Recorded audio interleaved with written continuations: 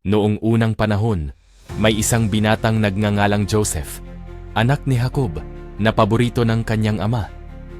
Bilang tanda ng kanyang pagmamahal, binigyan siya ni Jacob ng isang makulay na balabal na nagdulot ng inggit sa kanyang mga kapatid.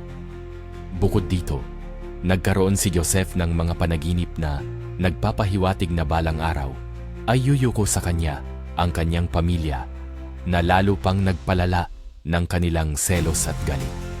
Dahil dito, ipinagbili siya ng kanyang mga kapatid bilang alipin sa mga mangangalakal at nilinlang nila ang kanilang ama na siya ay patay na. Sa kabila ng mga pagsubok at paghihirap, nanatiling tapat si Joseph sa Diyos.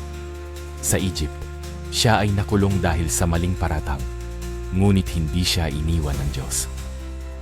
Sa tulong ng kanyang kakayahan sa pagpapaliwanag ng mga panaginip, napansin siya ng Paraon at itinalaga bilang tagapamahala ng buong Egypt.